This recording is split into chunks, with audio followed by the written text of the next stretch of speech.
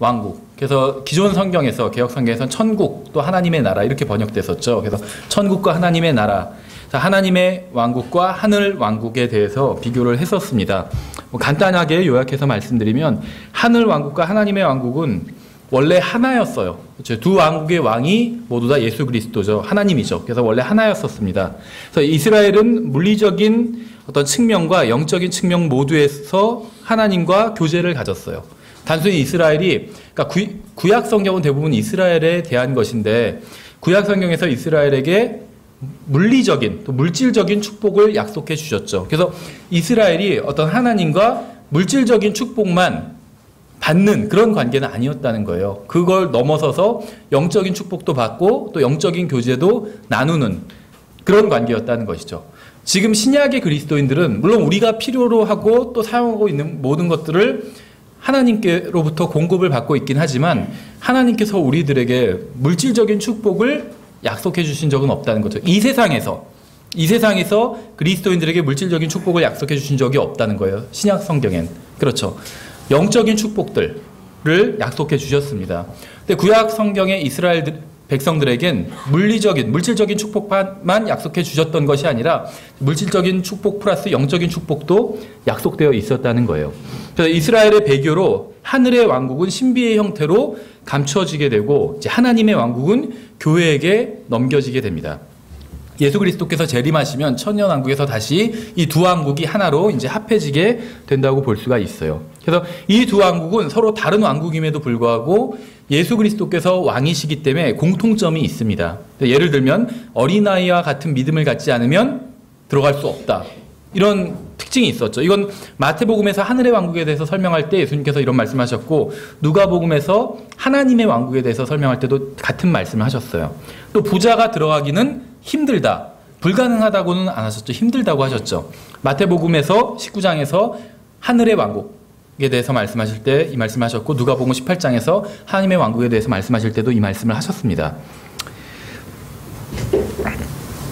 다른 점은 하늘의 왕국, 천국에는 알곡과 가라지가 모두 존재한다는 거. 하나님의 왕국엔 그럴 수는 없죠. 알곡만 있고 가라지는 없죠. 하나님의 왕국엔. 비슷한 말씀을 하실 때 이 복음서마다 약간 다르게 하시는 것들이 있어요. 왜냐하면 마태복음은 주로 하늘의 왕국에 대해서 다루고 있고 마가복음, 누가복음, 요한복음은 주로 하나님의 왕국에 대해서 다루고 있기 때문에 말씀하시는 게 약간 차이가 있습니다. 예를 들면 마태복음에선 누구든지 하늘에 계신 내 아버지의 뜻을 행하는 자 이런 식으로 말씀하신 게 있는데 마가복음에서는 누구든지 하나님의 뜻을 행하는 자 이런 식으로 말씀하셨어요. 약간 다르죠. 비슷한 말씀인데 마가복음에선 하나님의 뜻이라고 했고 마태복음에선 하늘에 계신 내 아버지의 뜻. 우리가 성경을 잘 모를 땐 같은 말씀 같지만 분명히 의도가 다르다는 걸 알 수가 있겠죠.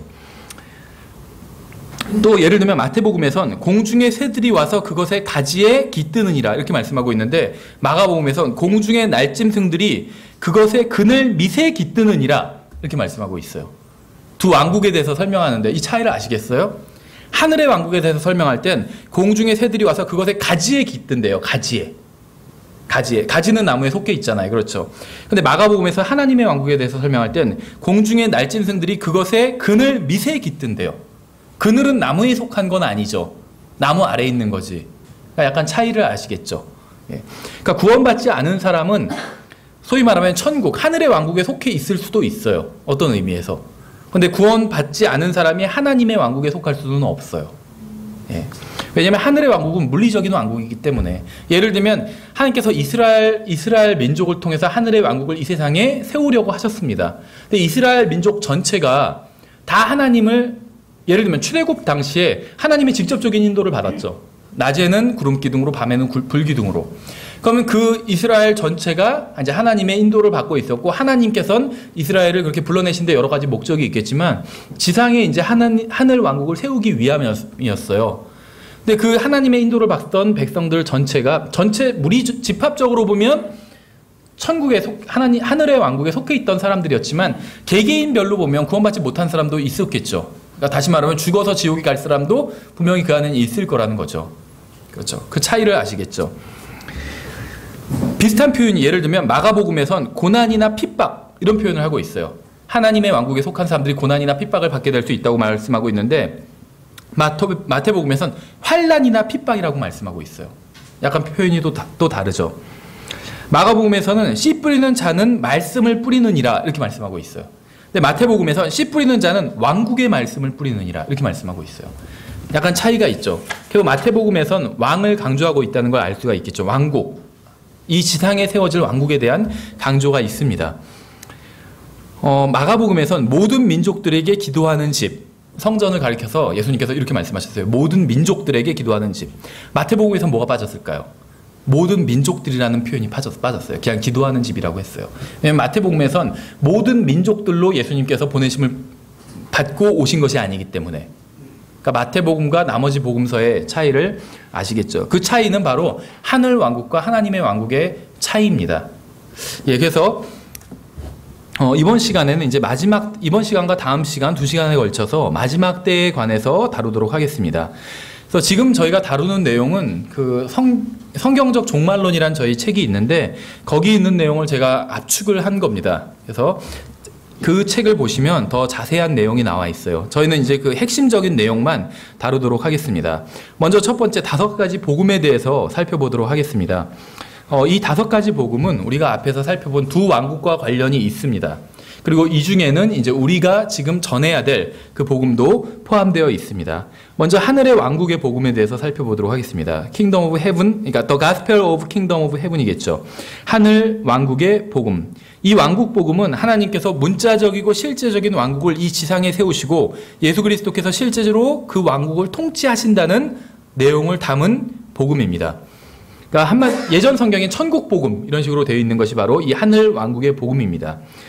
마태복음 24장 14절에는 이렇게 되어 있어요. 이 왕국의 복음이 모든 민족들에게 증거되기 위하여 온 세상에 선포되리니 그제야 끝이 오리라 이렇게 말씀하고 있죠. 이 왕국 복음이 모든 민족들에게 증거되기 위하여 온 세상에 선포되리니 그제야 끝이 온다 이렇게 말씀하고 있어요. 근데 이제 이걸 좀 오해해서 복음을 땅끝까지 전해야 예수님께서 오신다 라고 생각을 해서 뭐 땅끝 복음 선교회 막 이런 게 생겨나고 그랬습니다. 뭐 그 의도는 좋지만 예수님께서 빨리 오셨으면 좋겠다는 마음으로 복음을 전하는 거겠죠. 그래서 뭐 그 사람들이 다 아예 잘못된 사람들이고 구원도 못 받은 사람들이다 이렇게 함부로 판단할 수는 없어요.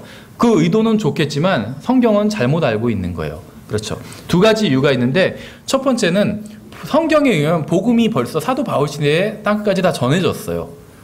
로마서에도 나오고 성경의 신약성경에 나와요. 땅끝까지 다 너희의 믿음이 땅끝까지 다 전파됐다고 그렇게 나오고 있어요. 그 두 번째는 거기서 이제 말씀하고 있는 복음과 우리가 전해야 될 복음이 서로 좀 같은 복음이 아니라는 것이죠. 예, 계속해서 왕국 복음에 대해서 살펴보면 누가복음 1장 31절에서는 이렇게 말씀하고 있어요. 보라 내가 수태하여 아들을 낳으리니 그의 이름을 예수라 하라. 그가 크게 되고 가장 높으신 이의 아들이라 일컬음을 받을 것이요 주 하나님께서 그의 조상 다윗의 왕자를, 그러니까 이 하늘 왕국의 복음은 다윗의 왕자와 관련이 있습니다.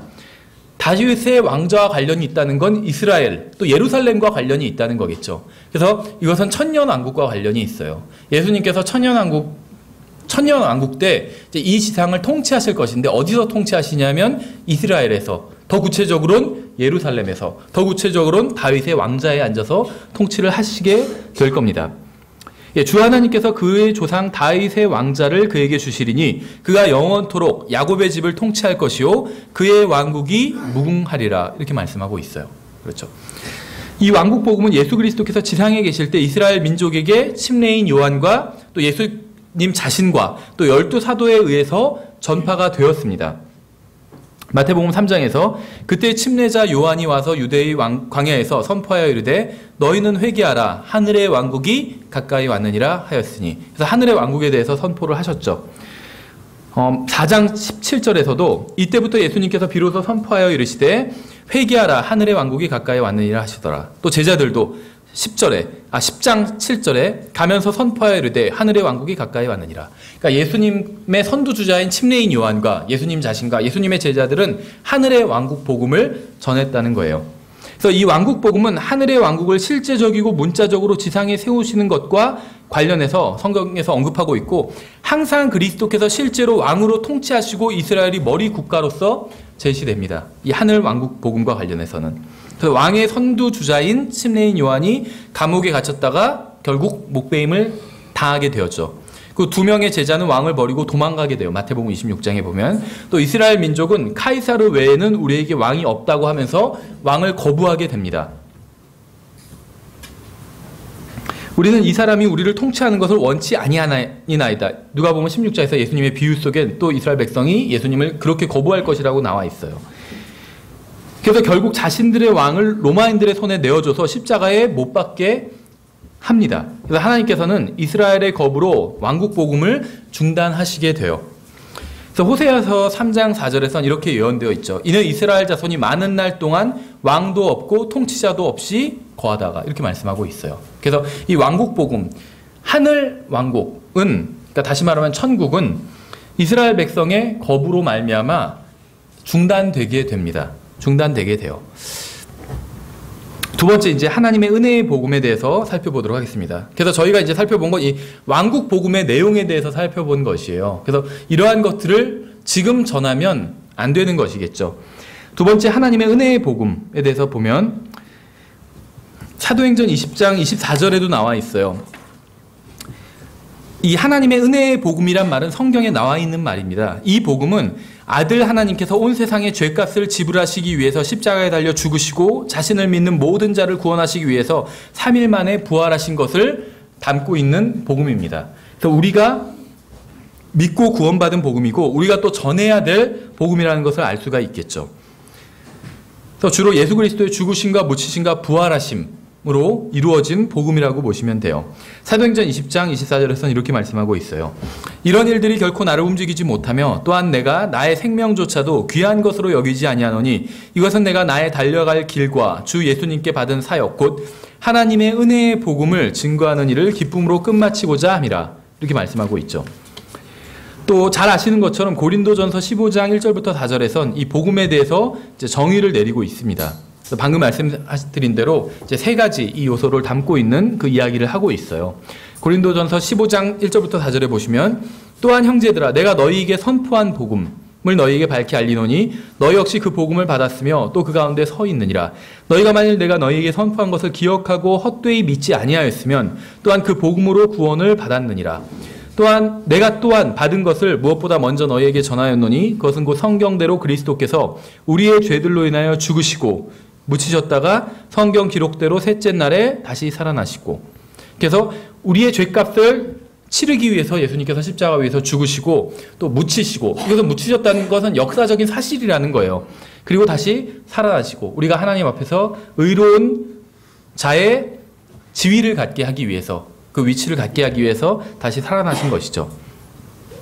요한복음 1장 12절에서는 이 하나님의 은혜의 복음을 이렇게 부르고 있어요. 그분을 받아들인 자 곧 그분의 이름을 믿는 자들에게는 다 하나님의 아들이 되는 권능을 그분께서 주셨으니, 이것은 바로 이제 은혜의 복음의 내용이라고 보시면 됩니다. 그래서 이 은혜의 복음은 하나님의 복음, 그리스도의 복음, 화평의 복음, 이런 식으로 신약 성경에서 불리고 있습니다.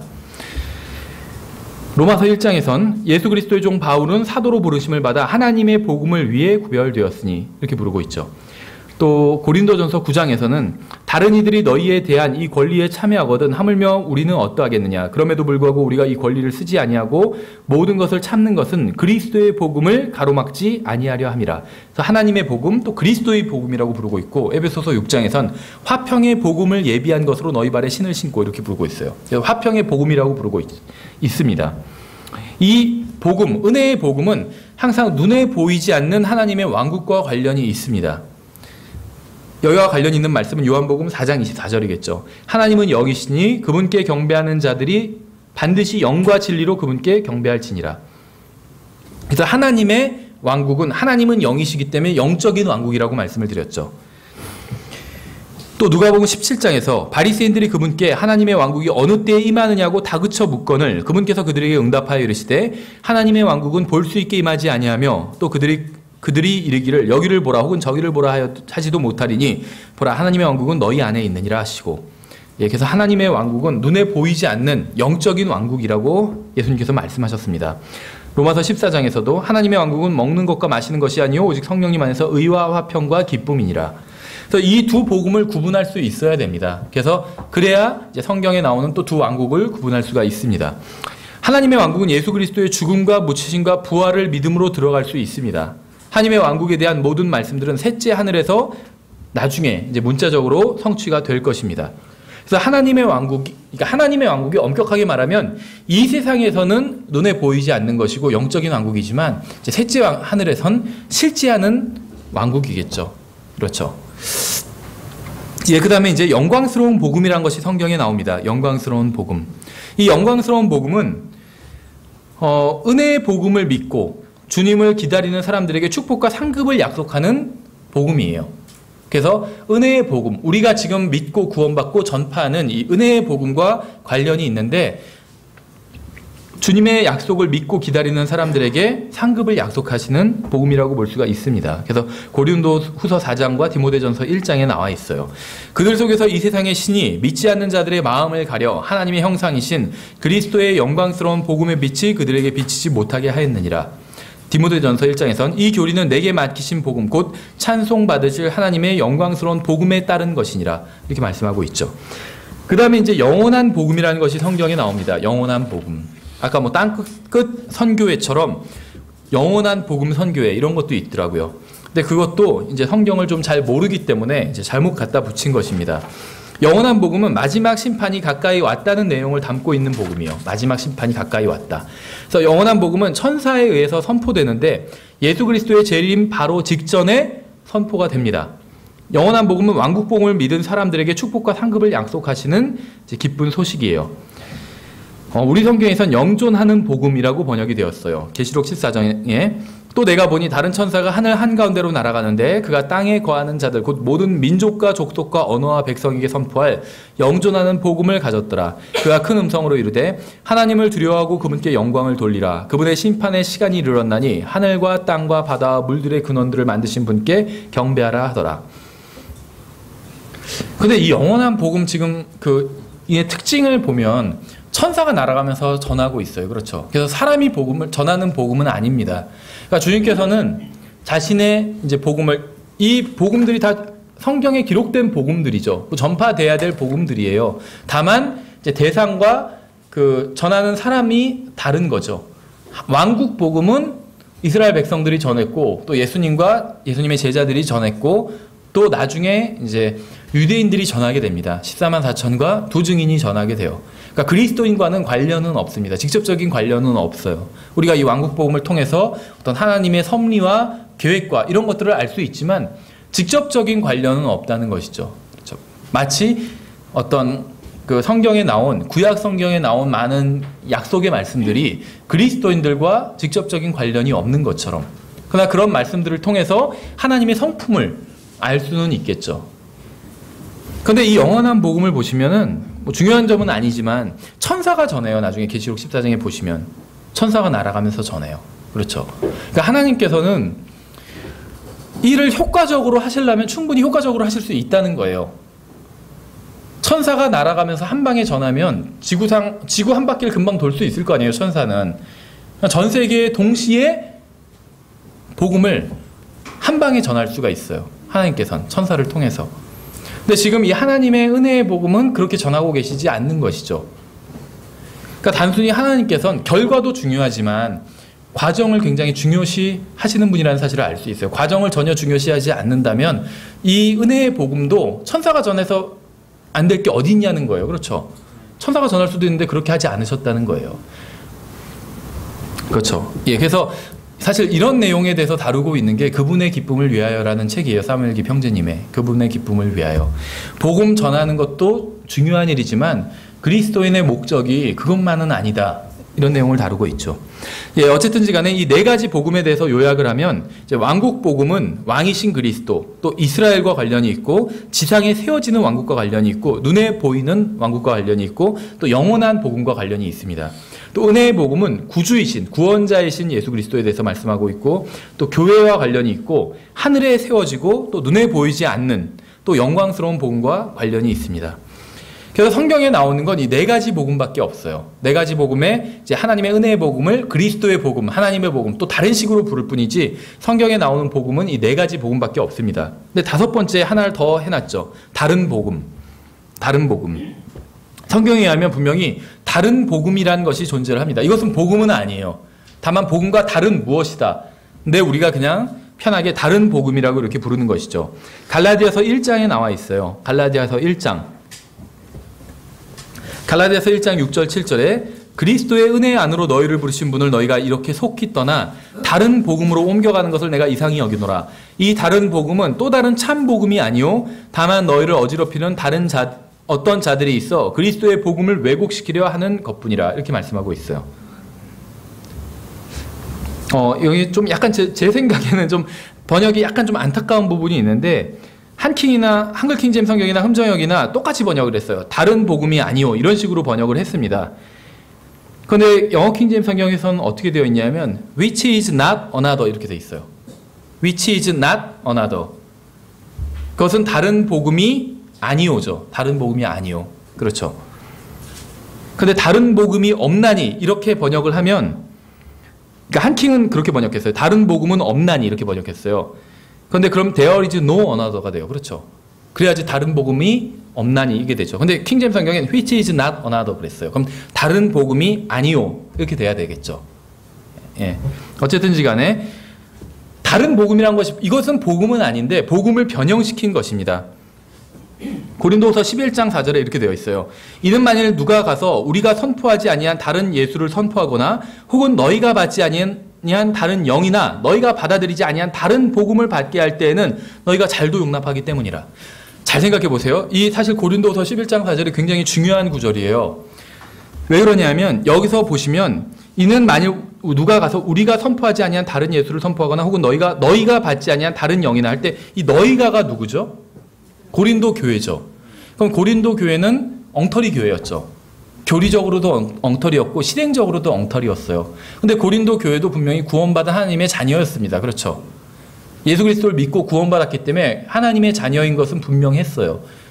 사도 바울이 너희는 교회도 아니다 이런 식으로 얘기하고 있지 않아요. 너희는 그리스도의 몸도 아니다 이런 식으로 얘기하지 않습니다.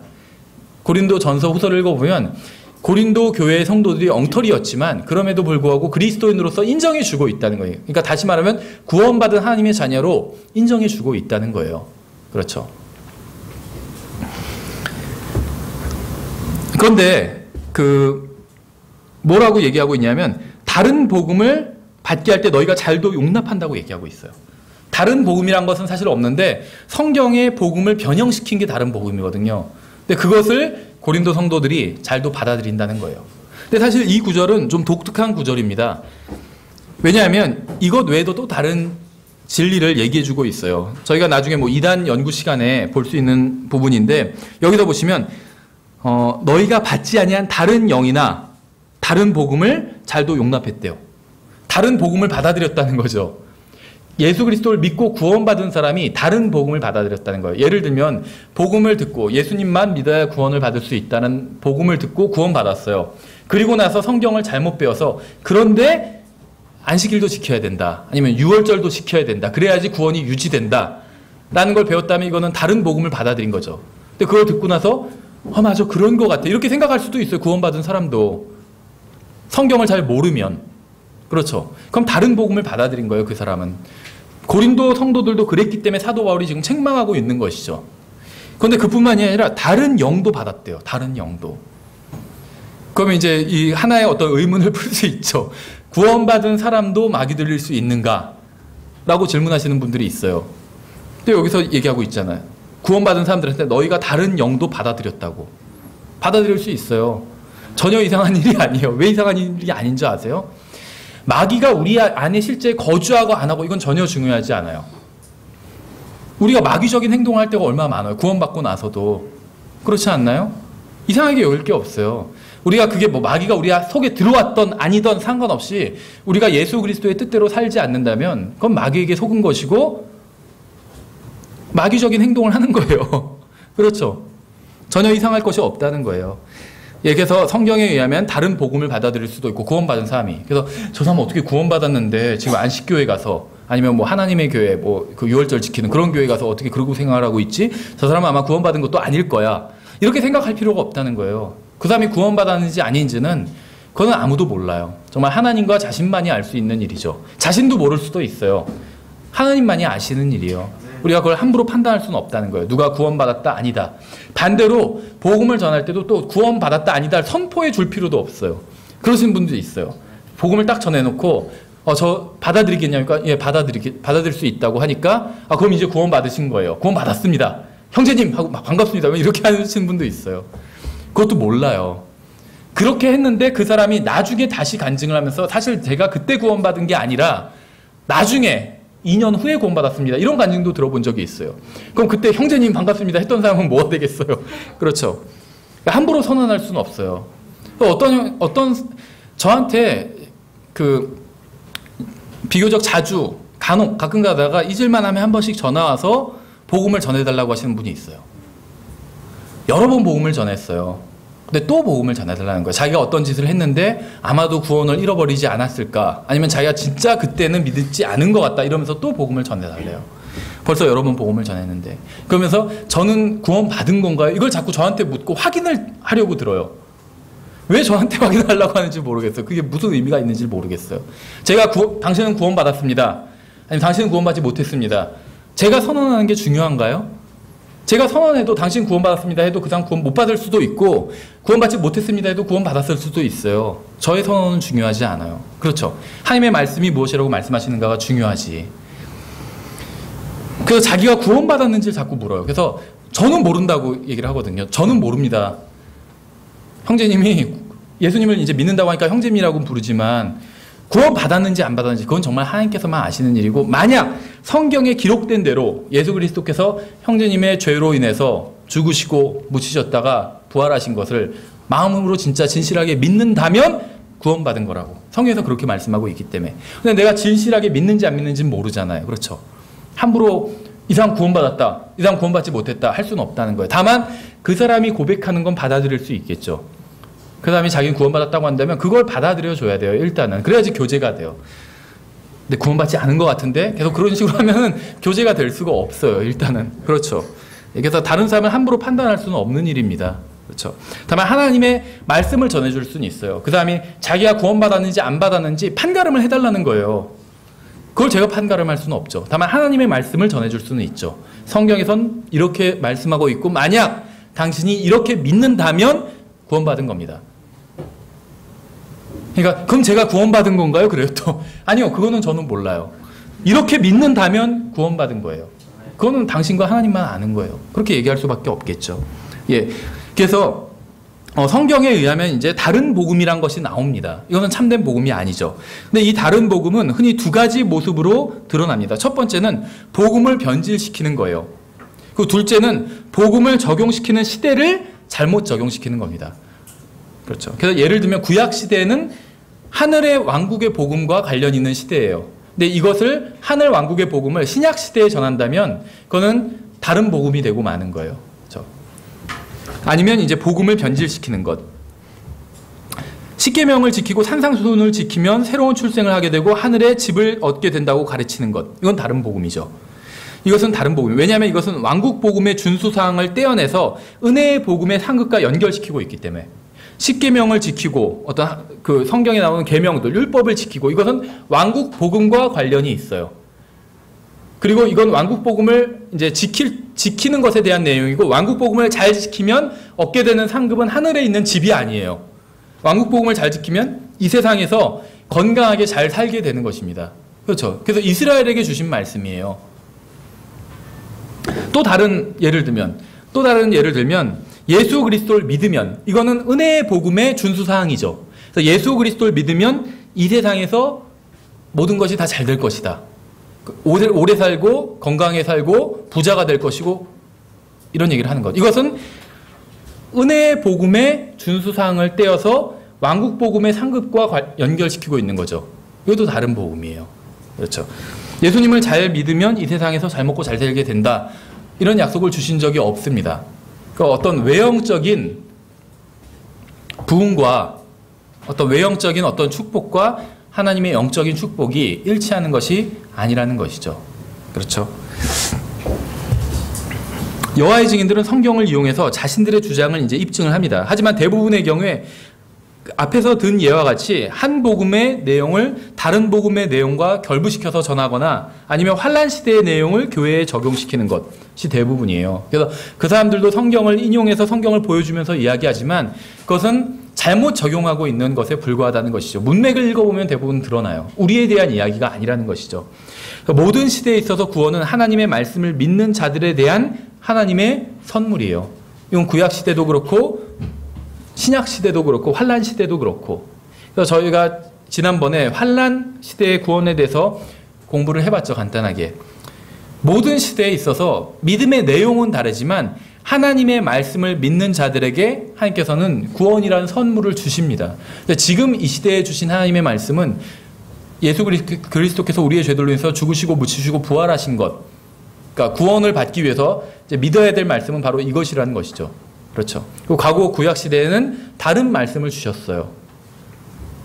그래서 우리는 진리의 말씀을 바르게 나눠야 됩니다. 왜냐하면 성경은 현대인들만을 위한 말씀이 아니기 때문에. 성경은 교회 시대, 또 그 이전 시대, 그리고 교회 이후 시대를 사는 모든 사람들을 위한 말씀이기 때문에 우리는 성경을 바르게 나눠서 공부해야 된다는 것이죠. 그렇죠. 그래서 예를 들면 성경이 어떤 일종의 유언이라면 새 아들에게 주신 유언이라고 볼 수가 있어요. 첫째 아들, 교회 이전 시대, 둘째 아들, 예를 들면 교회 시대, 셋째 시대, 교회 이후 시대. 그래서 다른 아들들에게 각각 말씀을 주셨어요. 근데 그걸 통해서 아버지의 성품을 알 수는 있잖아요. 그렇죠. 하지만 첫째 아들에게 주신 말씀을 둘째 아들이 자기가 적용하려고 한다면 그거는 잘못된 적용이라는 것이죠. 그렇죠. 그렇지만 첫째 아들에게 주신 그 유언의 내용을 보고 아버지의 성품을 알 수 있다는 것이죠. 제가 예를 들면 그 집사람한테 통화를 해요. 그러면서 이따 저녁 6시에 여의도에서 어느 뷔페에서 만나자. 식사를 하자, 근사하게. 이렇게 얘기를 해요. 그 얘기를 하는 걸 옆에 사람이 들었어요. 근데 그 사람이 저녁 6시에 그 뷔페에 나타난다고 해서 제가 그 사람 비용까지 내주지는 않겠죠. 근데 그 사람이 저에 대해서는 알 수가 있을 거예요. 아마, 결혼해서 부인이 있는 사람이구나. 그러니까 저에 대한 정보를 얻을 수 있다는 거예요. 우리가 구약 성경을 통해서 하나님에 대한 정보를 얻을 수가 있어요.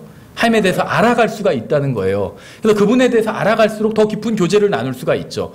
그분이 직접적으로 나에게 무엇을 해줘야지만 내가 교제를 나눌 수가 있는 게 아니라 그분이 다른 사람들에게 어떻게 해줬는지를 알게 되면 내가 그분에 대해서 더 알아갈 수가 있어요. 그렇죠. 구약 성경의 내용은 대부분은, 다는 아니지만 대부분은 그런 내용이라는 거예요. 우리와 직접적인 관련은 없지만 우리가 하나님을 알아가고 교훈을 삼고 하는 데는 굉장히 중요한 말씀을 담고 있다는 것입니다. 예, 그 다음에 이제 첫째 부활에 대해서 살펴보도록 하겠습니다. 먼저 시대를 좀 정리를 해보면 구약 시대가 있고 이제 신약의 교회 시대가 보통 오순절부터 시작되었다 이렇게 이야기를 합니다. 제가 지금부터 이제 일반적인 이야기를 할게요. 성경에 나온 보통 사람들이 이제 하나님의 말씀을 믿는 사람들이 일반적으로 이해하고 있는 대로 이야기를 하겠습니다. 오순절 때 교회가 이제 탄생을 하게 되죠. 그리고 지금까지도 이제 계속 교회가 이 지상에 있습니다. 그러다 이제 어느 날, 우리가 알 수 없는 어느 날 교회가 들림을 받게 됩니다. 이걸 보통 이제 휴거라고 부릅니다. 다른 말로는 공중재림 또 이런 식으로도 불러요. 근데 휴거라고 일반적으로 부르고 지상에서 7년간 이제 대환란이 일어나게 됩니다. 물론 더 정확히 얘기하면 후 3년 반이 이제 극심한 환란 기간이에요. 또 어떤 분은 앞으로 있을 환란 기간은 3년 반이다. 전 3년 반은 이미 과거에 지나갔다. 바로 예수 그리스도의 생애가 전 3년 반이다. 이렇게 가르치는 사람도 있어요. 그 나름대로 근거도 있고. 근데 이제 그거는 저희가 다루지는 않겠습니다. 그냥 저희는 환란이 7년이다. 그냥 이렇게만 다루도록 하겠습니다. 또 환란이 7년인데 이제 후 3년 반이 극심한 환란 기간이에요. 환란이 끝날 때 예수 그리스도께서 구약 성도들과 신약 성도들을 모두를 데리고 또 이제 환란 성도들도 함께 환란 끝에 들림을 받아서 예수 그리스도와 함께 이제 재림을 하게 됩니다. 그럼 예수님께서 예루살렘으로 오셔서 1000년간 지상에서 통치하시고 이제 그 다음에 천년왕국이 끝날 때 마귀가 잠깐 풀려나게 되고 그 다시 한번 이제 인간에 대한 어떤 시험이 있게 되는 것이죠. 그리고 나서 이제 큰 흰 왕자 심판이 열리게 됩니다. 이것이 이제 앞으로 일어날 일들에 대한 간략한 이제 요약이라고 보시면 됩니다. 그런데 그럼 이제 오순절은 과거에 있었고 앞으로 이제 일어날 일이 휴거가 제일 먼저 일어나게 되죠. 근데 이 휴거를 위해서는 어떠한 성경에 보면 징조가 없어요. 표적이 없다는 거예요.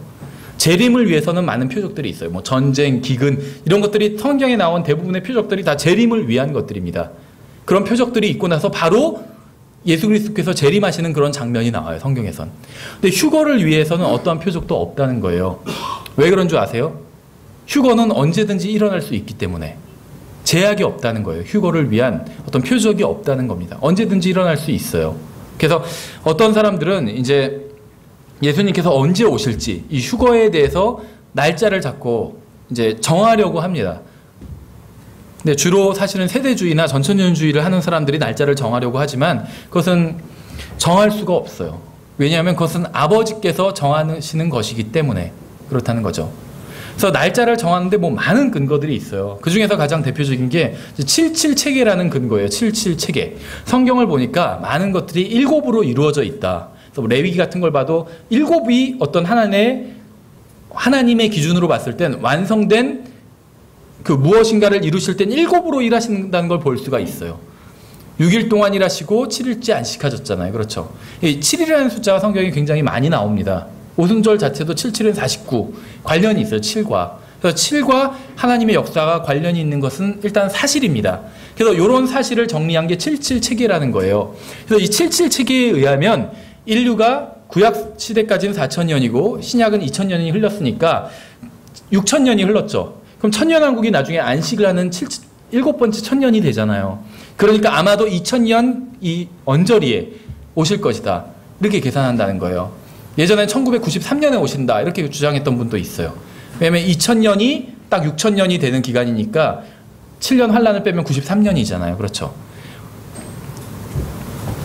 그런데 1993년에 오시지 않았죠. 그러니까 계속 바꿔요, 사람들이. 아, 이게 사실은 2000 몇 년이다 이렇게 바꾸고 지금 뭐 2033년이다 또 이렇게 찍는 분도 있다고 하더라고요. 예수님께서 33년 반을 사셨으니까 2033년이다 이런 식으로. 근데 성경을 보면 그런 말들은 전혀 성경적인 근거가 없어요. 77체계는 맞지만 저희가 이제 처음에 이 시간에 공부할 때 성경을 해석하는 방법에 대해서 살펴봤었죠. 근데 가장 직접적인 해석, 우선시되어야 되는 해석 방법은 문자적인 해석이에요. 성경의 문자적인 해석. 그 다음에 문자적으로 해석하다 보면 성경에서 직접적으로 하시는 말씀이 있고 모형과 상징을 통해서 하시는 말씀이 있다고 얘기를 드렸죠. 예를 들면 노아의 방주는 실제 있었던 거예요, 과거에. 하지만 예수 그리스도의 모형을 이루고 있죠. 그렇죠. 예수님 안에 들어가야지만, 예수님을 믿으면 예수님 안에 들어가게 되잖아요. 성령님께서 우리를 그리스도의 몸 안으로 넣어주시죠. 그럼 우리는 구원받은 사람이 되는 거예요.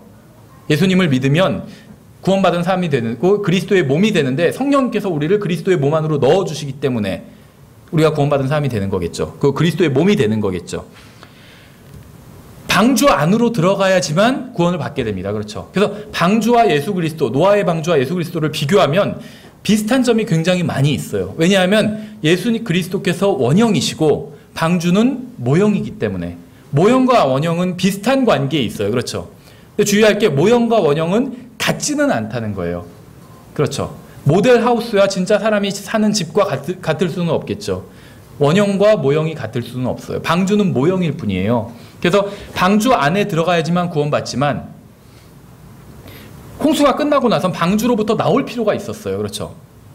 구원받은 사람 예수 그리스도 안으로 들어가게 되는데 구원받고 나선 예수 그리스도 밖으로 다시 나올 필요가 있다. 이렇게 가르치면 안 되는 거죠. 왜냐하면 기준이 예수 그리스도이기 때문에 방주가 아니라. 그래서 방주를 연구하면 알 수 있는 어떤 진리들을 예수 그리스도께 적용하면 안 된다는 겁니다. 반대가 돼야 돼요. 방주가 기준이 아니라 예수 그리스도께서 기준이 되어야 된다는 겁니다. 그래서 이 77체계도 일종의 어떤 모형과 그림자라고 볼 수가 있어요. 직접적인 말씀은 아니라는 것이죠. 성경에서 하나님께서 항상 7으로만 일하신다 이런 말씀은 없어요. 근데 하나님께서 일하시는 걸 보니까 많은 경우에 있어서 7으로 일하시는 걸 볼 수는 있지만 항상 7으로만 일하신다 이런 말씀은 없다는 거죠. 그래서 어떤 성경에 나오는 이런 법칙들보다 우선 할 수 있는 것이 바로 하나님께서 직접적으로 하신 말씀입니다. 근데 예수님께서 직접적으로 말씀하시기를 그날과 그 시각은 아무도 모른다고 말씀하셨어요. 그날과 그 시각은 아무도 모른다고 하셨어요. 그럼 정말 아무도 모르는 거예요. 77체계가 아니라 뭐 더한 체계를 가져와도 아무도 모르는 거예요. 그렇죠.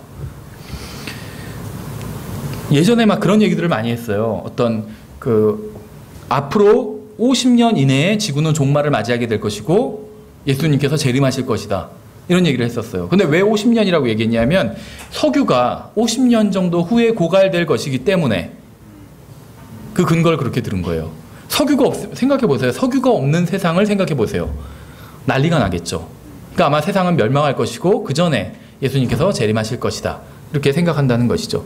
근데 최근 어떤 기사를 보니까 미국이 세계에서 두 번째 아니면 세 번째로 석유를 많이 가지고 있는 국가예요.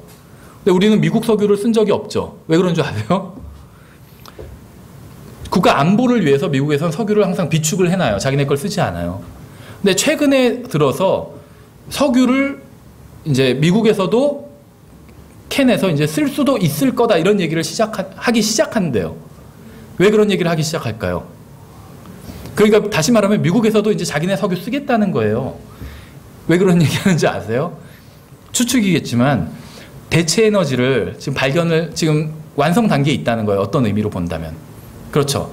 대체 에너지가 완전히 완성이 되면 석유가 필요가 없어지잖아요. 헐값이 돼버리잖아요. 그러니까 그러기 전에 먼저 파서 쓰겠다는 거예요. 그렇죠.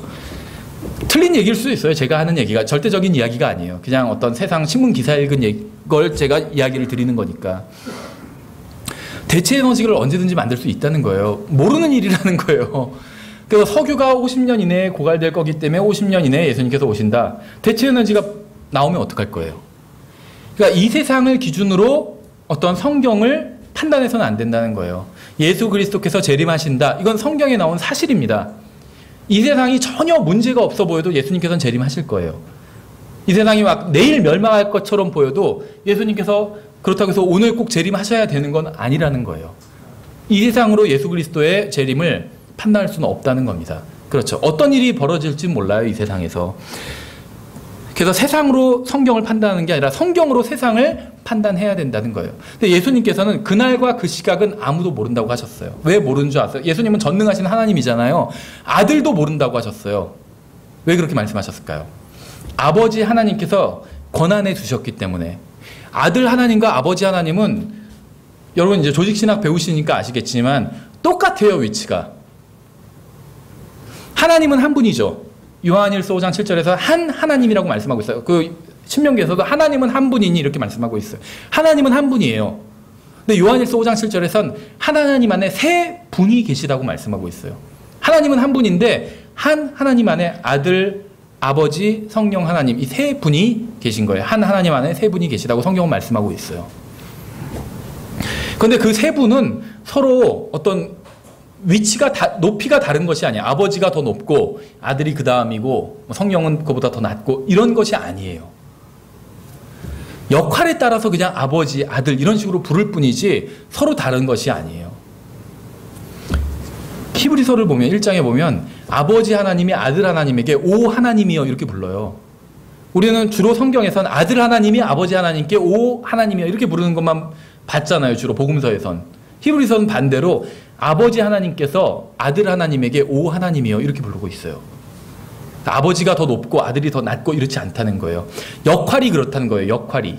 아들 하나님이 맡은 역할이 있고 아버지 하나님이 맡고 계신 역할이 있고 역할이 다르다는 거예요. 근데 그 역할 가운데 그 날을 결정하는 것은 아버지 하나님의 권한에 두셨다는 거예요. 그리고 이 세상으로 성도들과 함께 오시는 것은 아들 하나님의 권한에 두신 것이고 또 세상을 심판하시는 것도 아들 하나님의 권한에 두셨잖아요. 권한을 나누신 거예요. 하는 일을.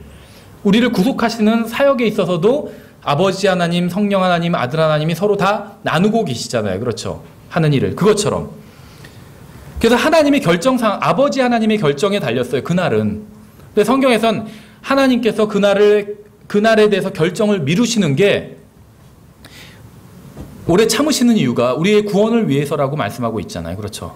저는 1990년 7월에 구원받았어요. 근데 만약에 1990년 6월에 아버지 하나님께서 지금이다 가시오 하면 아들 하나님께서 셋째 하늘에서 지금 이 세상으로 오시는 거겠죠. 만약에 그때 예수님께서 재림하셨다면 저는 그때 17살이었는데 구원받지 못했을 거예요. 지옥에 갔을 거예요. 17살이니까 아마도 죄를 아는 나이였겠죠. 전 죄를 알고 있었어요. 당연히. 내가 죄인이란 것도 알고 있었고 내가 죄를 진다는 사실도 알고 있었어요. 근데 구원받지 못한 상태였어요. 1990년 6월까지는. 만약에 예수님께서 그때 오셨다면 저는 구원받지 못했겠죠. 지옥에 갔을 거예요. 근데 그때 오시지 않았기 때문에 1990년 7월에 제가 구원받을 수 있었던 겁니다. 그렇죠. 그래서 하나님 아버지께서 오래 참으시는 이유는 우리의 구원을 위해서예요. 조금 더 기회를 주시기 위해서 오래 참으시는 거예요. 근데 하나님의 그 오래 참으심이 영원히 지속되지는 않겠죠. 언젠가는 지금이다 하면 이제 아들 하나님께서 재림하시는 거예요. 그렇죠. 그래서 어떠한 표적이 없어요. 어떠한 징조도 없고 휴거는 어느 날 갑자기 임할 수가 있어요. 그래서 성경을 보고 교회사를 보면 예수님을 신실하게 믿었던 사람들은 항상 다 자기 세대에 예수님께서 오실 거라고 생각했어요. 사도 바울도 그랬고 그것이 잘못된 믿음이 아니었다는 거예요. 정말로 예수님께서는 언제든지 오실 수 있었기 때문에 지금도 마찬가지고 오늘 당장 오실 수도 있어요. 내일 오실 수도 있고 1년 후에 오실 수도 있고 500년 후에 오실 수도 있어요. 777기에 위반되는데 이렇게 하나님께 누가 따질 수 있겠어요? 그건 하나님 아버지께서 본인의 권한에 두신 일인데 그렇죠. 그래서 예수님께서는 언제나 오실 수 있습니다. 그래서 만약에 시간으로 표현한다면 저는 이렇게 생각을 해요. 예수님께서 12시에 재림을 하신다면 지금이 이제 12시에 예수님께서 재림하시는 거라면 근데 이제 예를 들면 기차가 12시에 와요. 그 기차가 오는 게 예수님의 재림이에요. 이렇게 비유를 든다면 지금 시계가 12시를 가르치고 있어요. 딱. 그런데 아직 기차는 오지 않았어요. 근데 지금 제가 화장실에 가고 싶어요. 그러면 제가 화장실에 가도 될까요? 가면 안 될까요? 이 기차를 놓치면은 예를 들면 다음 기차는 다음 날 와요. 근데 시간은 딱 지금 시계는 12시 지났어요. 근데 기차는 12시 기차인데 아직 안 왔어요. 그럼 이제 언제든지 도착할 수 있겠죠, 기차는. 휴거가 그런 상황이라는 거예요. 언제든지 오실 수가 있어요. 딴짓을 할 수가 없어요. 화장실에 갈 수가 없어요. 그 간 사이에 기차가 올 수도 있어요. 그런데 내가 화장실에 갔다 오는 시간이 3분이면 되는데 3분이 지났는데도 아직 안 왔을 수도 있어요. 기차가. 그렇죠. 모른다는 거예요. 그건 아버지의 권한에 두셨기 때문에. 예, 그래서 예수님께서 언제 오실 것 같냐 누가 이렇게 물으시는 분이 있더라고요. 몰라요. 오늘 오실 수도 있어요. 100년 후에 오실 수도 있어요. 왜 100년 후에 오셨어요? 777을 왜 어기셨어요? 이렇게 따질 수가 없어요. 그건 아버지의 권한에 두신 일이기 때문에. 그렇죠. 예, 그래서 이 휴거를 위해서는 어떤 다른 징조가 없습니다. 그러나 성경에 보면 이제 재림을 위해서는 징조가 있어요. 재림의 가장 첫 번째 징조가 무엇일까요? 휴거예요, 휴거. 수백만이 사라지게 되죠. 그래서 뭐 러크만 형제도 수백만이 사라진다 이런 제목의 전도 책자를 만드셨죠. 수백만이 사라지게 될 거예요. 그렇죠. 뭐 적어도 전 세계 70억 인구 중에 수백만이 사라지게 될 거예요. 그렇죠. 그것이 하나의 이제 재림의 징조가 된다는 것이죠. 근데 어떤 분은 이런 식으로 얘기를 하시더라고요. 수백만이 사라질 때 전체 70억에 비하면 수백만은 아마 적은 수일 겁니다. 많은 수는 아니에요. 근데 처음에 막 뉴스랑 신문에서 난리가 나겠죠.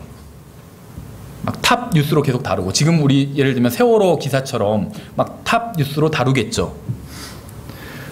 근데 그분이 이런 얘기를 해요. 근데 아마도 한 2달이 되지 않아서 그 뉴스에 그 탑 뉴스를 달리는 기사는 아마 뭐 누구 금메달, 무슨 월드컵 어디 우승 이런 기사로 대체될 거다. 사람들이 기억력이 그렇게 좋지 않기 때문에 금방 잊혀져 버릴 거라는 거예요. 지금 세월호도 지금 오래 가고 있지만 이거 얼마나 갈까요? 제가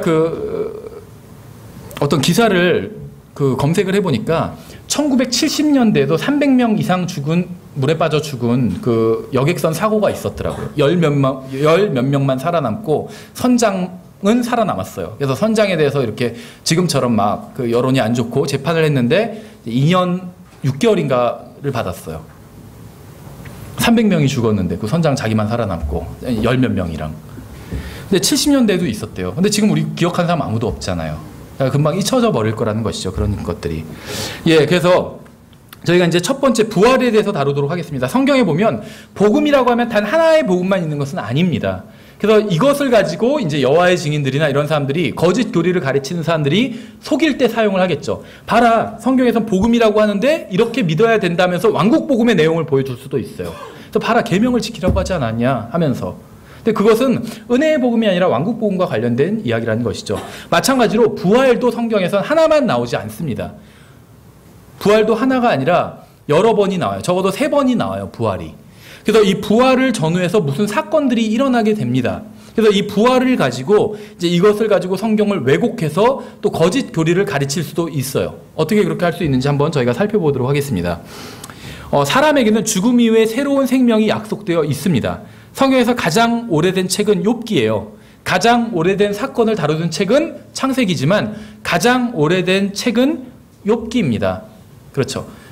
왜 그러냐면 일반적으로 저희가 뭐 100% 정확하다 이렇게 얘기할 수는 없지만 일반적으로 욥은 아브라함과 동시대의 인물로 평가를 합니다. 동시대든지 아니면 조금 더 빠른 시대의 인물로 평가를 해요. 그래서 욥은 유대인이 아니에요. 최초의 유대인이 아브라함이기 때문에 어떤 의미에선. 그런데 창세기는 저자는 하나님이지만 기록자는 모세잖아요. 그렇죠. 그럼 모세는 벌써 아브라함으로부터 이제 아브라함의 자손이라는 것이죠. 오랜 시간이 흐른 뒤에 태어나게 된 사람이라는 것이요, 모세는. 그래서 창세기가 가장 성경의 그 처음의 사건을 다루고 있지만 가장 오래된 책은 욥기라고 볼 수가 있습니다. 근데 욥기에서는 욥기에서도 가장 오래된 책인 욥기에서도 부활의 소망을 다루고 있어요. 욥기 19장에서 25절에 보시면 이렇게 되어 있어요. 내 구속자께서 살아계시는 것을 내가 아오니 마지막 날에 그분께서 땅 위에 서시리라. 내 살갗의 벌레들이 이 몸을 멸하실지라도 내가 여전히 내 육체 안에서 하나님을 보리라. 내 콩팥이 내 속에서 소멸될지라도 내가 직접 그분을 보리니 다른 것이 아니요 내 눈이 바라보리라. 그러니까 무슨 말이냐면 자기 몸이 땅에 묻혀서 다 썩어도 자기가 여전히 육체 안에서 하나님을 보게 될 거라고 얘기하고 있어요. 그러니까 부활에 대해서 욥은 알고 있었던 것이죠. 복음서를 보면 예수님께서 자신의 죽음과 부활에 대해서 말씀하시는 부분에서 제자들이 혼란에 빠지는 것을 볼 수가 있습니다. 성경의 많은 그 부분에서는 모든 사람들이 한꺼번에 부활하는 일반적인 부활을 말씀하고 있는 것처럼 보입니다. 근데 성경에서는 이 일반적인 부활만 말씀하고 있는 것이 아니에요. 간단히 말하면 성경에는 크게는 두 가지의 부활이 있어요. 일반적인 부활은 죽은 자들의 부활입니다. 죽은 자들의 부활. 근데 성경에선 죽은 자들의 부활만 있는 것이 아니라 죽은 자들로부터의 부활도 있어요. 두 가지가 있는데 먼저 죽은 자들의 부활을 보면 다니엘서 12장 2절 이런데 그러니까 소위 말하는 일반적인 부활 모든 사람들이 다 살아나게 될 것이다 라고 했을 때 일반적인 부활을 말하는 것이죠. 이 일반적인 부활이 다니엘서 12장 2절에서 이런 식으로 표현하고 있어요. 땅의 티끌 가운데서 잠자는 자들 중에 많은 사람이 깨어나 얼마는 영존하는 생명에 이르고 얼마는 수치와 영존하는 치욕에 이르며 모든 사람이 다 부활하게 될 거예요. 구원받았던지 구원받지 못했던지. 근데 구원받은 사람들은 영광의 부활로 참여하게 되고 구원받지 못한 사람들은 수치의 부활에 참여하게 됩니다. 정죄의 부활 이런 식으로 부르고 있죠. 수치의 부활. 다니엘서에서는 수치의 부활이라고 얘기하고 있는데 요한복음에선 정죄의 부활이라고 말씀하고 있어요. 요한복음 5장 28절에서 이 말에 놀라지 말라. 무덤 속에 있는 모든 자들이 구원받은 사람이라고 얘기하고 있지 않죠. 모든 사람이라고 얘기하고 있어요. 그의 음성을 듣고 나올 때가 오고 있나니 선을 행한 자들은 생명의 부활로 악을 행한 자들은 정죄의 부활로 나오리라. 생명의 부활과 정죄의 부활로 나누고 있죠. 사도행전 24장 15절에서 이런 식으로 나누고 있어요. 또 그들도 스스로 인정하는 바 하나님을 향한 소망을 내가 가졌으니 곧 죽은 자들의 부활 즉 의로운 자들의 부활과 불의한 자들의 부활이 있으리라는 것이니라. 의인의 부활과 불의한 사람들의 부활. 그래서 이것이 바로 죽은 자들의 부활입니다. Resurrection of the Dead예요. Resurrection of the Dead. 죽은 자들의 부활. 근데 성경을 자세히 공부해 보면 부활이 한 가지 부활만 있는 것이 아니란 것을 알 수가 있습니다. 죽은 사람들은 각기 서로 다른 시기에 부활을 하게 돼요. 계시록 20장에 보시면 이렇게 되어 있어요. 계시록 20장에만 봐도 벌써 이제 부활이 하나만 있지 않다는 것을 알 수가 있습니다. 계시록 20장 4절부터 5절에 또 내가 보니 왕자들과 그것들 위에 앉은 자들이 있는데 그들에게 심판이 맡겨졌더라. 또 내가 보니 예수님의 증언과 하나님의 말씀으로 인하여 목베인 자들의 혼들이 있는데 그들은 짐승과 그의 형상에게 경배하지도 아니하고 자기들의 이마 위에나 손 안에 짐승의 표를 받지도 아니한 자들이라. 그들이 살아서 그리스도와 함께 1000년 동안 통치하되 그 나머지 죽은 자들은 그 1000년이 끝날 때까지 다시 살지 못하니 이것은 첫째 부활이라. 1000년이 끝날 때까지 다시 살지 못한다고 그랬죠. 그럼 천년왕국이 끝났을 때 이제 다시 살아나게 된다는 거예요. 근데 천년왕국 끝나기 전에 다시 살게 되는 것이 첫째 부활이라고 말씀하고 있는 거예요. 그러니까 성경에 의하면 부활이 두 가지가 있는데 첫째 부활, 둘째 부활 이렇게 부르고 있다는 거예요. 근데 천년왕국을 전후해서 천년왕국 전에 첫째 부활이 있고 천년왕국 후에 또 다른 부활이 있다는 거예요. 이것이 바로 이제 둘째 부활이에요. 예수님께서 지상에 계시던 시대에는 대부분의 유대인들은 죽은 자들의 부활, the resurrection of the dead, 죽은 자들의 부활에 대한 믿음만을 가지고 있었습니다. 근데 성경에 보면 죽은 자들로부터의 부활이 있어요. The resurrection from the dead. 죽은 자들로부터의 부활. 방금 우리가 읽은 계시록 20장에선 죽은 자들의 부활을 다루고 있는데 요한복음 11장에 보시면 23절부터 요한복음 11장 23절에 예수님께서 그녀에게 이르시되 내 오라비가 다시 일어나리라. 마르다가 그분께 이르되 마지막 날 부활 때, 이것은 이제 죽은 자들의 부활이죠. 그러니까 예수님이 네 오빠가 다시 살아나게 부활하게 될 거다 이렇게 말씀하시니까 마르다가 한 말은 마지막 날에 부활 때, 일반적인 부활 때 다시 살아나게 될 줄은 내가 아나이다 이렇게 얘기하고 있는 거예요. 예수님께서 그녀에게 이르시다. 근데 예수님께서 의도하신 건 그게 아니었죠. 나는 부활이요 생명이니 나를 믿는 자는 죽어도 살겠고 누구든지 살아서 나를 믿는 자는 결코 죽지 아니하리라. 이것을 내가 믿느냐. 의로운 사람과 악한 사람이 모두 부활한다는 것. 오부. 죽은 자들의 부활.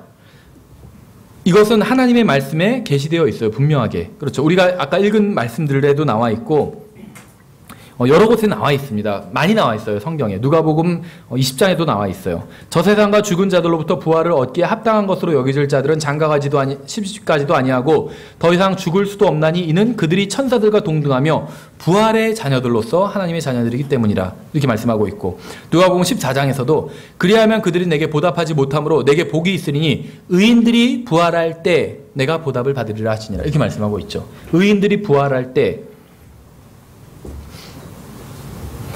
또 데살로니가전서 4장 16절에서는 이렇게 말씀하고 있어요. 주께서 호령과 천사장의 음성과 하나님의 나팔 소리와 함께 친히 하늘로부터 내려오시리니 그리스도 안에서 죽은 자들이 먼저 일어나고 그 뒤에 살아서 남아있는 우리가 그들과 함께 구름들 속으로 채워 올라가 공중에서 주를 만나리라. 그래야 우리가 항상 주와 함께 있으리라.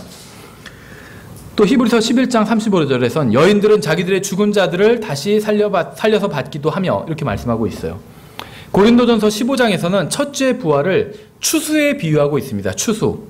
근데 성경에 의하면 부활은 두 가지로 이루어져 있어요. 첫째 부활과 둘째 부활. 근데 지금 저희는 첫째 부활에 대해서 먼저 살펴보려고 하는 겁니다. 성경에서는 이 첫째 부활을 추수에 비유하고 있는데 이 추수는 성경에 보면 세 가지로 이루어져 있어요. 첫 열매가 있고 그 다음에 본격적인 추수가 있어요. 그리고 마지막에 이삭줍기로 이루어져 있습니다. 추수가 성경에 보면 일반적인 세상의 추수도 그렇고 성경에서 말씀하시는 추수도 그래요. 첫 열매, 본격적인 추수, 그러니까 메인 하베스트라고 부를 수가 있겠죠. 본격적인 추수 그리고 이삭줍기 이렇게 있어요. 이사야서 17장 5절에 이렇게 되어 있어요. 그것은 마치 추수 때 추수하는 자가 곡식을 거두고 자기 손으로 이삭을 수확하는 것 같겠고 이삭을 모으는 자가 르바임 골짜기에서 모으는 것 같으리라. 이런 말씀이 있어요. 추수가 있고 이삭을 모으는 게 또 따로 있다고 말씀하고 있죠. 또 고린도전서 15장에선 이제 이렇게 말씀하고 있어요. 그러나 각 사람이 자기 차례대로 되리니 먼저는 첫 열매인 그리스도요 그 다음은 그리스도께서 오실 때에 그분께 속한 사람들이라. 순서가 있다는 거죠. 그래서 예를 들면 저희도 과거에 이제 그 단독주택에 살았을 때가 있는데 단독주택 한 뒤랑 앞이랑 앞마당이랑 뒷마당에 한 10평 정도에 어머니가 그 여러 가지 야채들을 이렇게 심어 놓으셨었습니다. 근데 그 중에서 이제 토마토도 한 서너 평 가까이에 심었었어요. 토마토를. 근데 이제 토마토를 예를 들면 토마토 농사를 하면 정해진 시기보다 빠르게 토마토가 익는 것들이 있어요. 그렇죠. 미리 익어버린 토마토를 그대로 두면 썩어버려요, 그것이. 그래서 이제 먼저 익은 것들은 떼어냅니다, 그것들을. 그러니까 일종의 추수를 하는 거죠. 1차 추수를 하는 거예요. 그리고 대부분의 토마토들이 익는 시기가 있어요. 그럼 이제 먼저 익는 것들은 떼어내고 나면 대부분의 토마토들이 이제 익게 됩니다. 그럼 이게 본격적인 추수예요. 메인 하베스트. 그래서 이것들을 다 떼어내면 이제 사실은 토마토 시기는 지났어요. 그런데도 끝에 또 몇 개가 또 다시 열리는 것들이 있어요. 이걸 이제 이삭줍기라고 부르는 거예요. 그렇죠. 그럼 진짜 추수는 이 메인 하베스트, 본격적인 추수가 진짜 추수고, 먼저 익는 것들도 분명히 열린 거잖아요. 열매가 가만둘 수가 없죠. 그러니까 추수를 합니다. 추수가 끝났는데 또 열리는 것들이 있어요. 그건 이미 추수가 끝났는데 하고 가만두는 것이 아니라 또 따게 되는 거죠. 이것도 일종의 추수라는 거예요. 그러나 본격적인 추수는 아니죠. 이삭줍기라고 부른다는 거예요. 그래서 하나님의 추수에서도 이와 같습니다. 하나님께서는 구원받은 사람들을 거두어 가세요. 추수하시는 거예요. 그렇죠. 그런데 하나님께서는 믿는 자들을 죽은 자들로부터 부활하게 하셔서 자신에게로 모으실 거예요. 믿는 자들이 하는 부활은 죽은 자들로부터의 부활이에요.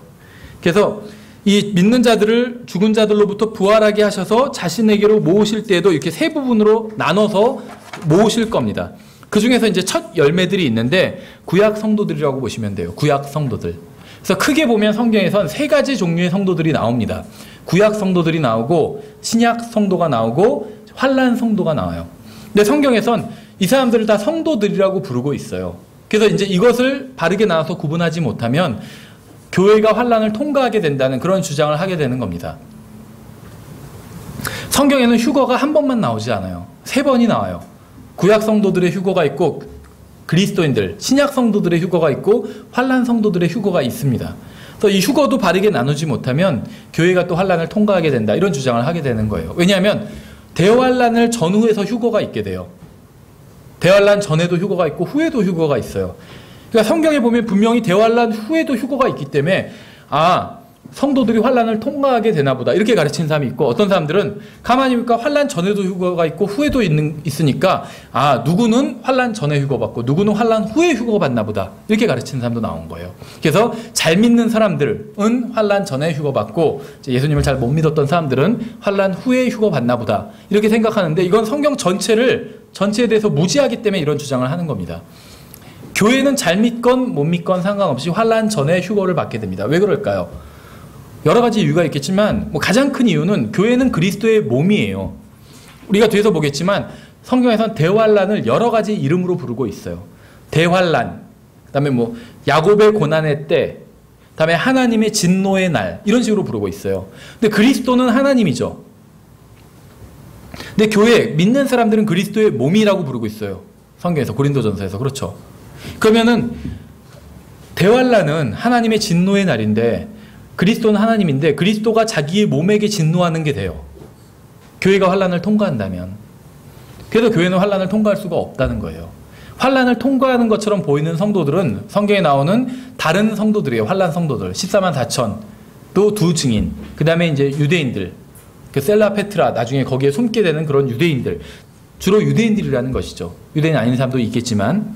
그래서 성경에 보면 세 가지 휴거가 있고 두 가지 부활이 있고, 첫 번째 부활, 두 가지 부활 중에 첫 번째 부활에도 세 가지 이제 추수가 있는데 세 가지 추수가 있다는 겁니다. 그래서 먼저 첫 열매, 이걸 이제 구약 성도들이 구원받은 것을 첫 열매라고 부릅니다. 성경에서는. 예수 그리스도께서 부활하셔서 아직 하늘로 올라가시기 전에 세상에 다시 모습을 보이셨을 때 많은 구약 성도들이 자신들의 무덤에서 나와서 걸어 다녔어요. 이건 성경에 나오는 사실이죠. 요한복음 20장에 보시면 요한복음 20장 16절부터 18절에 이렇게 되어 있어요. 예수님께서 그녀에게 마리아야 하시거늘 그녀가 돌이켜 그분께 라보니여 하니 이것은 곧 선생님이여 하는 말이라. 예수님께서 그녀에게 이르시되 내게 손을 대지 말라. 내가 아직 내 아버지께로 올라가지 아니하였노라. 다만 내 형제들에게 가서 그들에게 이르되 내가 내 아버지 곧 너희 아버지 내 하나님 곧 너희 하나님께로 올라간다 하라 하시니, 여기서는 아직 예수님께서 부활하시고 나서 하나님 아버지께로 올라가시기 전의 상황을 말씀하고 있죠. 마태복음 27장을 보시면 이렇게 되어 있습니다. 마태복음 27장 52절에 무덤들이 열리니 잠든 성도들의 많은 몸이 일어나 그분의 부활 후에 무덤 밖으로 나와서 거룩한 도시에 들어가 많은 사람에게 보이니라, 이렇게 말씀하고 있어요. 잠든 성도들, 구약 성도들 말씀하고 있는 것이죠. 근데 구약 성도들이 부활해서 걸어 다녔대요. 예루살렘 거리를. 믿기 힘든 사실 같지만 성경에서 말씀하고 있잖아요. 그러니까는 어떻게 보면 초대교회 시대에 막 3,000명이 더해지고 수천 명이 막 더해졌잖아요. 계속 금방금방. 그게 아마도 이 부활의 증거를 봤기 때문일 수도 있어요. 구약 성도들 부활한 걸 다 봤어요, 사람들이. 그렇죠. 그러니까 처음엔 놀랬겠죠. 베드로와 이제 사도들이 설교를 하면서 왜 이런 일이 일어나는지 설명을 해줬겠죠. 그래서 믿게 됐을 수도 있다는 거예요. 그렇죠. 어쨌든지 간에 이건 뭐 추측이지만. 그래서 예수 그리스도께서 부활하셨을 때 구약 성도들도 부활을 했습니다. 성경을 보면. 그래서 자신들의 메시아를 기다리며 믿음 안에서 죽은 자들이 첫 열매로서 주님과 함께 부활한 거예요. 그래서 예수 그리스도께서 하늘로 승천하실 때 주님은 낙원에서 안식하고 있던 자들과 무덤에서 나와 예루살렘 거리를 거닐었던 사람들을 함께 데리고 승천하신 거예요. 저희가 하늘나라와 지옥이라는 그 출간한 책에 보시면 이제 낙원의 위치, 셋째 하늘의 위치에 대해서 이제 한 챕터에 걸쳐서 설명을 하고 있습니다. 근데 간단하게 말씀드리면 낙원이라는 것이 성경에 보면 분명히 나와 있죠. 이 낙원이 처음에는 지상에 드러나 있었어요. 여기에 아담과 이브가 살고 있었죠. 근데 아담과 이브가 죄를 짓자 하나님께서 낙원을 감춰버리셨습니다. 낙원을. 그래서 아담과 이브가 이 낙원에서 더 이상 살지 못하게 하셨어요.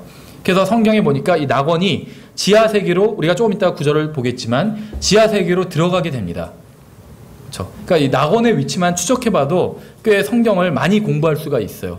낙원이 처음에 인간의 타락 이전엔 지상에 있었어요. 그러다가 타락하고 나서는 지하세계로 들어가게 됩니다. 그러다가 예수님께서 부활하시고 승천하실 때 낙원이 셋째 하늘로 올라가게 돼요. 그러다가 예수님께서 재림하실 땐 다시 지상으로 내려오게 되겠죠. 그래서 낙원이 회복되게 되는 거예요. 그렇죠. 이거 제가 지어낸 이야기가 아니에요. 한번 성경을 볼게요. 먼저 히브리서 2장을 보시면, 히브리서 2장에 보시면 14절에 예수님께서 하늘로 승천하실 때 주님은 낙원에서 안식하고 있는 자들과 무덤에서 나와 예루살렘 거리를 거닐었던 사람들을 데리고 함께 승천을 하신 것이죠. 이들은 모두 죽음의 권세를 가진 마귀로부터 포로로 빼앗은 자들입니다. 히브리서 2장 14절에 보시면 그런즉 자녀들은 살과 피에 함께 참여한 자들이므로 그분도 마찬가지로 같은 것의 일부를 취하셨으니 이것은 그분께서 죽음을 통해 죽음의 권능을 가진 자 곧 마귀를 멸하시고 또 죽음을 두려워하여 평생토록 속박에 얽매인 자들을 건져내려 하심이라. 사람들을 말하는 것이죠. 마귀에게 포로로 사로잡혀 있던 사람들. 에베소서 4장에선 이렇게 말씀하고 있어요. 이것도 약간 좀 희한한 표현이에요. 그래서 제가 먼저 히브리서 2장을 읽어본 건데 에베소서 4장에 이제 직접적인 말씀이 나와요.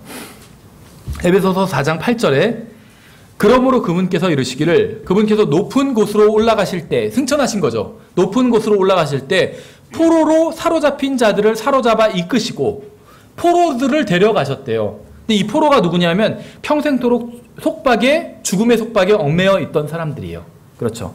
그래서 포로로 사로잡힌 자들을 사로잡아 이끄시고 사람들에게 선물들을 주셨다 하셨느니라. 이제 그분께서 올라가셨은즉 그것은 곧 그분께서 또한 땅의 더 낮은 부분, 지하세계를 말하는 거예요. 땅의 더 낮은 부분으로 내려가신 것이 아니면 무엇이냐. 내려가신 그분께서 또한 모든 하늘들보다 훨씬 위로 올라가신 바로 그분이시니 셋째 하늘로 올라가신 거예요. 모든 하늘은 세 개가 있는데 두 개 위에 올라가신 거죠. 셋째 하늘로. 그래서 모든 하늘들보다 훨씬 위로 올라가신 바로 그분이시니 이것은 그분께서 모든 것을 충만하게 하려 하심이라. 이때 지하에 있던 셋째 하늘, 낙원이 셋째 하늘로 올라가게 됩니다. 누가복음 23장 43절에서 예수님께서 그에게 이르시되 진실로 내가 내게 이르노니 오늘 내가 나와 함께 낙원에 있으리라 하시니라. 예수님께서 옆에 달린 강도에게 네가 나와 함께 낙원에 있을 것이다 이렇게 말씀하셨죠. 그런데 마태복음 12장 41절에서는 이렇게 말씀하고 있어요. 요나가 밤낮으로 사흘 동안 고래 뱃속에 있었던 것 같이 사람의 아들도 밤낮으로 사흘 동안 땅의 심장부에 있으리라. 땅의 심장부가 있다는 것이죠.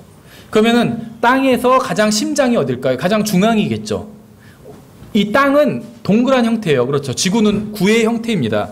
그래서 땅의 가장 낮은 부분이라고 하면 중앙이 되어야 돼요. 그 땅의 가장 낮은 부분, 땅의 심장부, 같은 말을 하고 있어요. 만약에 땅이 그냥 평평하다면 지구가 둥글지 않고 그럼 가장 낮은 부분이 따로 있어야 돼요. 그렇죠. 어딘지 모르게 돼요. 우리가 거기가 어딘지 알 수가 없게 돼요. 근데 지구는 구의 형태로 있기 때문에 가장 낮은 부분은 중앙이 됩니다. 그렇죠. 그래서 분명히 이 낙원이 땅의 심장부에 있었다는 걸 알 수가 있어요. 그런데 고린도후서 12장에 보면 낙원의 위치가 바뀝니다.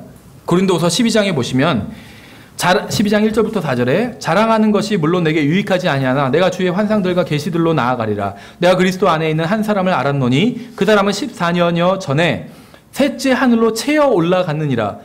성경에 의하면 첫째 하늘, 둘째 하늘, 셋째 하늘까지 있는 걸 알 수가 있어요. 몰몬교에서 뭐 9째 하늘까지 있다고 그러는데 그런 건 성경에 안 나와요. 셋째 하늘로 채어 올라갔느니라. 몸 안에 있었는지 내가 말할 수 없으며 몸 밖에 있었는지 내가 말할 수 없으나 하나님은 아시느니라. 내가 이런 사람을 알았노니 몸 안에 있었는지 몸 밖에 있었는지 내가 말할 수 없으나 하나님은 아시느니라. 그가 낙원으로 채어 올라가서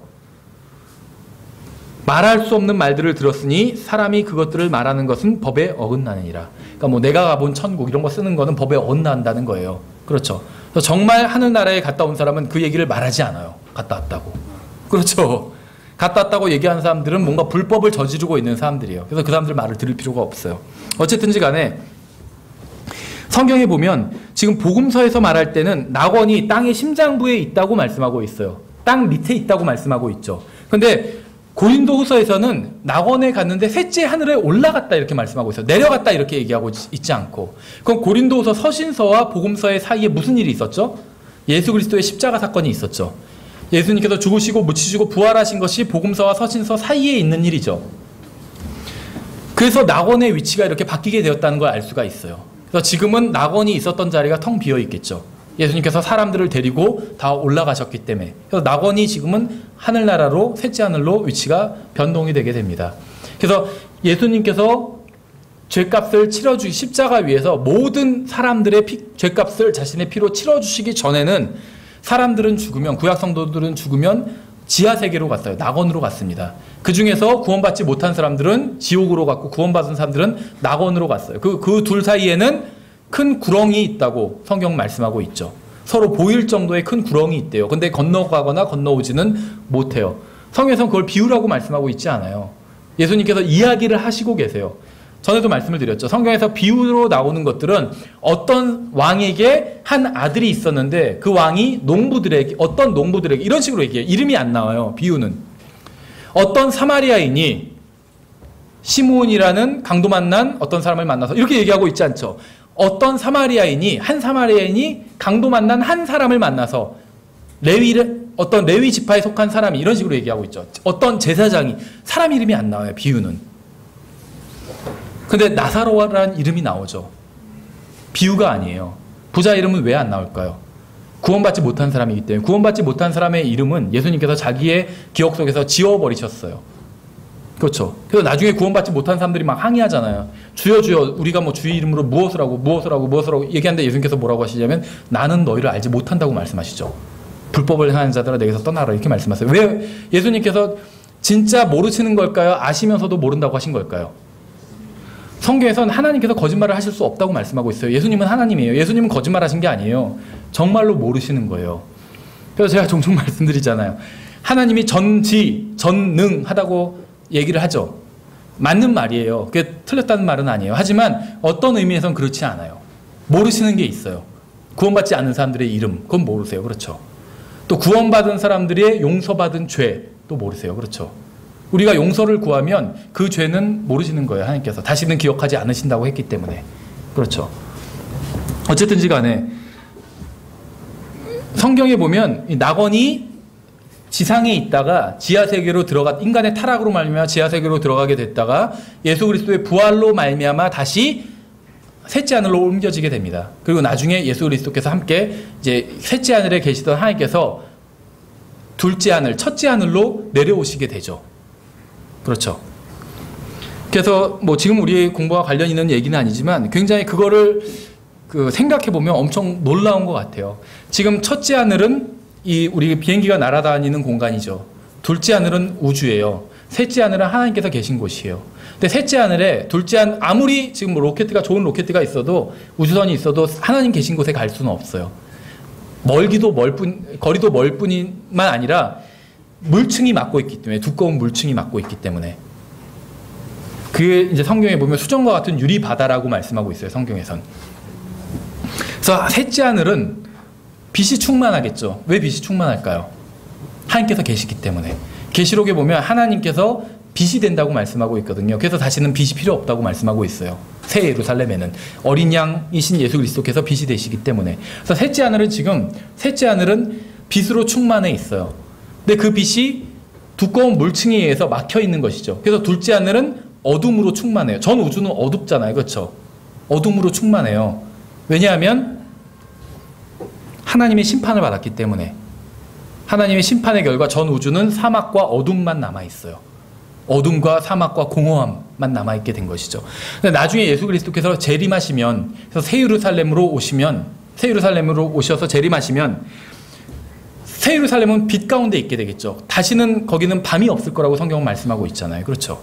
빛 가운데 있게 돼요. 그럼 어디가 어둠 가운데 있게 될까요? 이건 추측이지만 셋째 하늘일 거예요. 그렇죠? 셋째 하늘이 왜 어둠 가운데 있게 될까요? 하나님이 거기서 계시지 않기 때문에 더 이상 내려오시잖아요, 이제는. 그래서 둘째 하늘이 이제 빛 가운데 충만하게 되겠죠. 셋째 하늘이 어둠 가운데 있겠죠.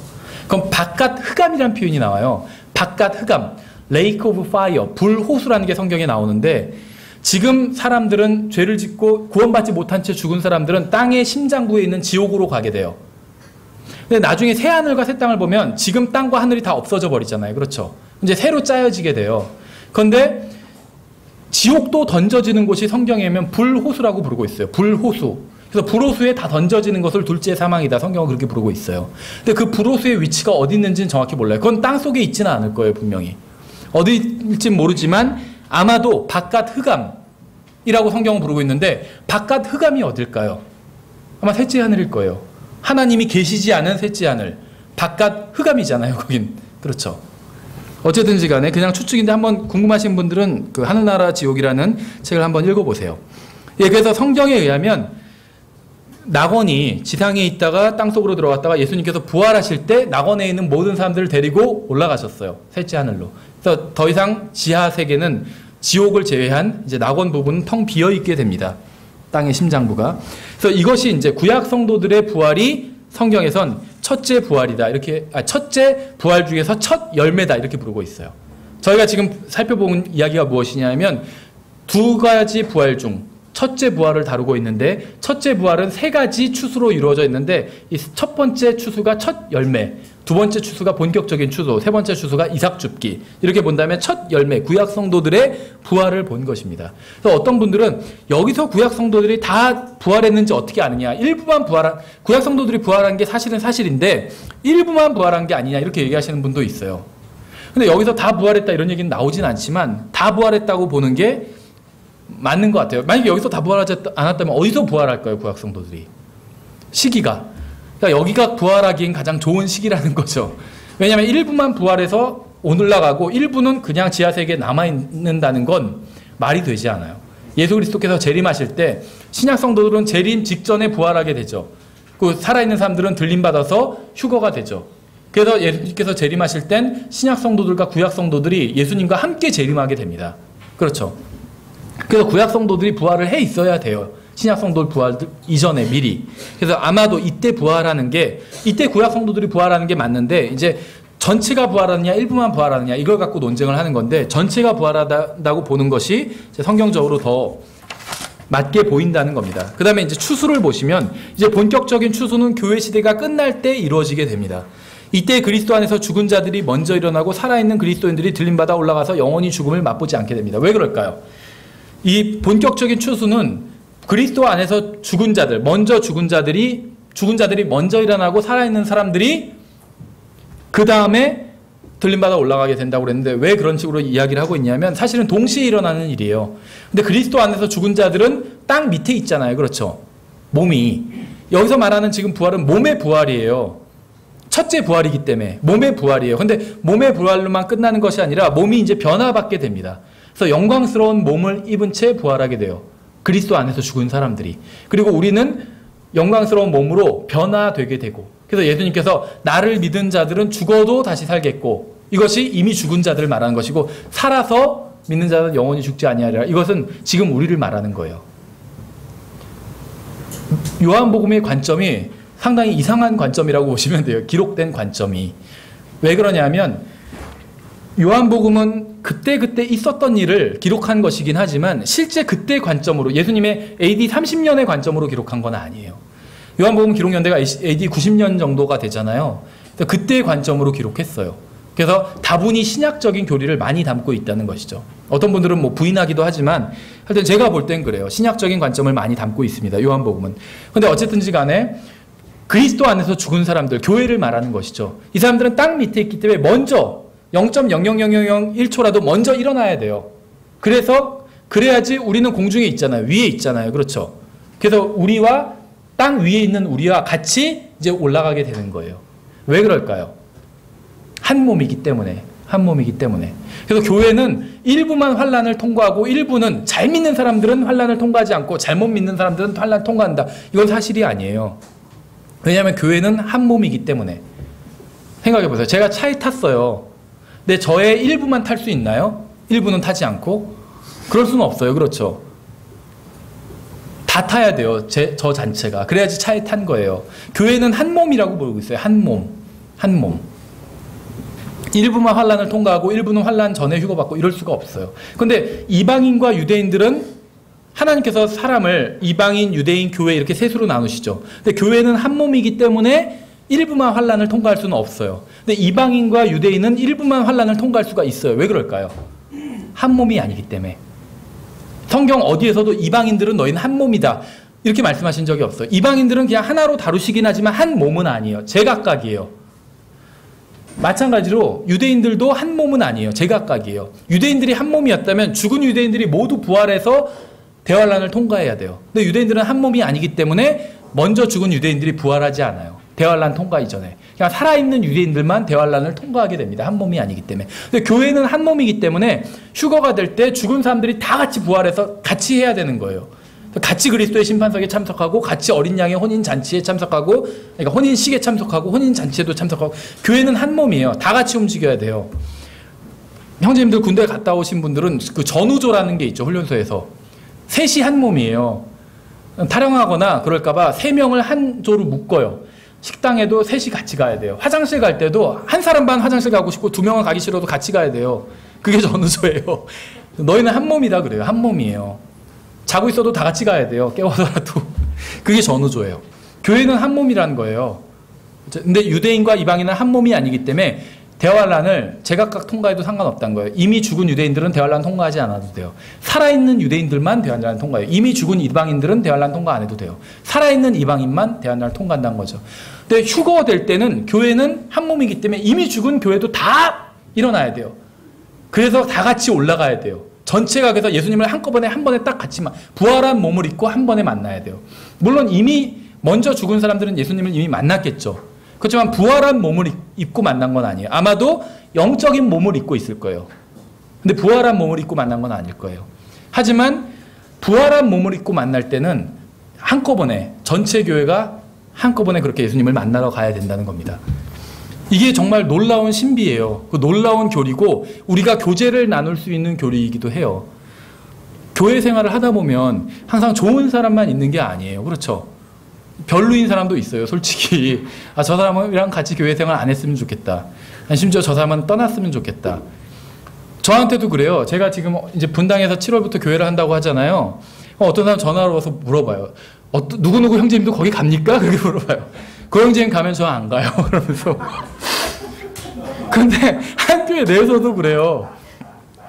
서로 그래요. 누가 안 나오면 안타까워하는 사람이 있고, 여러분 마찬가지예요. 여러분이 교회 안 나오시면 안타까운 사람도 있고, 잘됐다 생각하는 사람도 있고, 또 별로 신경 안 쓰는 사람도 있고.